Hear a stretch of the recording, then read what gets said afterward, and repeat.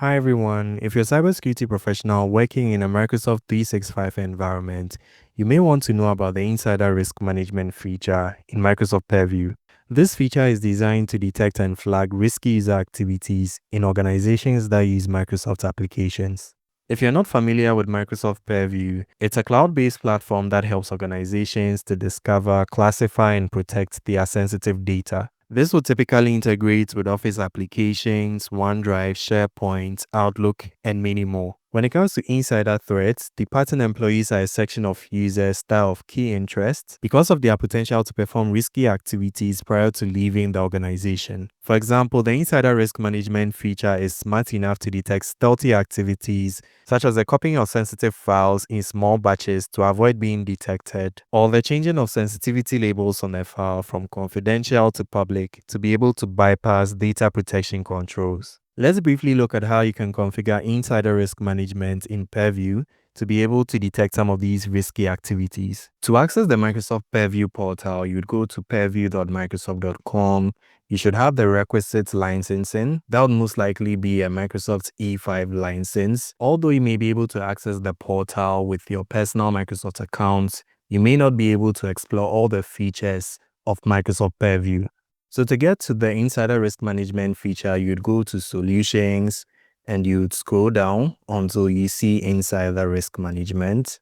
You click on Insider Risk Management. So in Insider Risk Management, there are several tabs that you can explore. It includes Overview, Recommendation, Alerts, Cases, Policies, Users, Reports, Forensic Evidence, Notice Templates, Audit Log, and Adaptive Protection. And usually under recommendations, it will show you some of the required actions and optional actions that you need to complete. So in this list, to get insider risk management working, there are 3 main actions which are required, which include configuring an insider risk settings, creating a policy, and then assigning relevant permissions. And across most of the solutions in Microsoft Purview, you'd first start with creating a policy. A policy would allow you to configure the required actions that would trigger particular alerts. So let's start by configuring a policy. So we'll go to the left pane, we'll click on Policies, and then at the top, we'll choose Create Policies.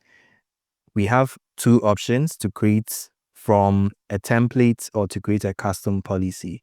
It would be easy to create from a template and customize it. So when you click on Quick Policies, you have one for data leaks.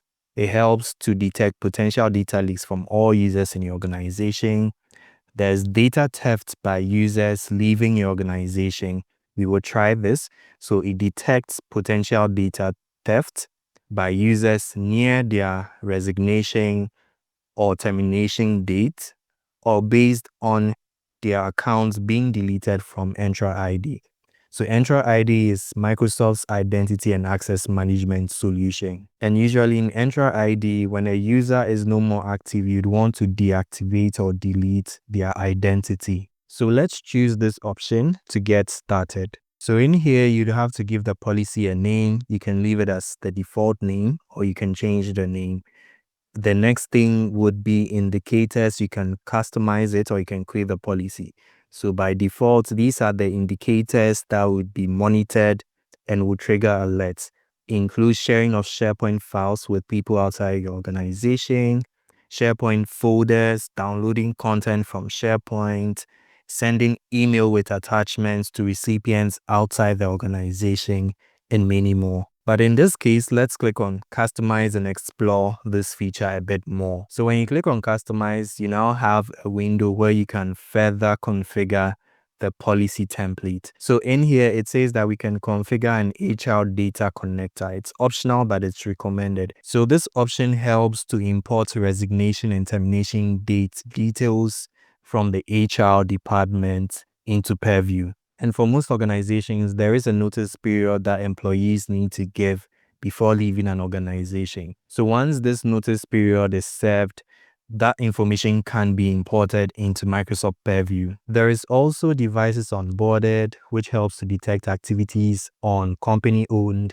devices. There is also the physical badging connector, which helps to monitor activities relating to an employee's physical badge. You can also integrate data from cloud applications like Box, Dropbox, and Google Drive. And beneath, it also shows the triggering events such as the HR data connector, imports termination or resignation dates for a user, or user accounts deleted from Microsoft's Entra ID. Activities that are detected include downloading files from SharePoint, printing files, and copying data to personal cloud storage services. So let's click on Next. So in here, it gives you the option to name your policy, provide a description. You can click on Next. And in here, it gives you the option to choose the users groups or adaptive scope that you want to apply this policy to. So in this case, we'll leave it as the default, which is all users.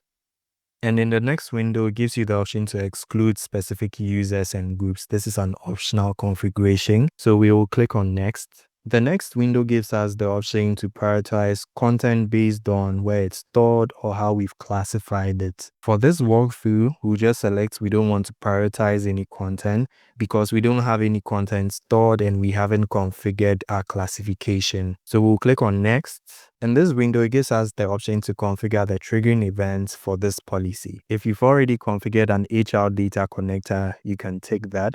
For now, we'll choose the second and choose Next. In this window, we have the option to select more indicators that will be used to generate alerts for activities that are detected by the policy. Currently, we have 7 out of 99 selected.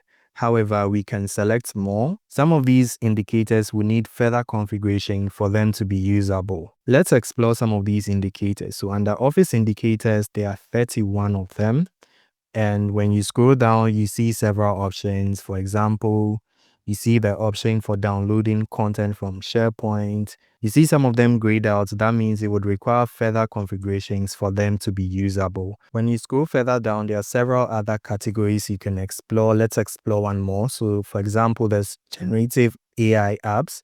And if you scroll down, there's one for co-pilot experiences.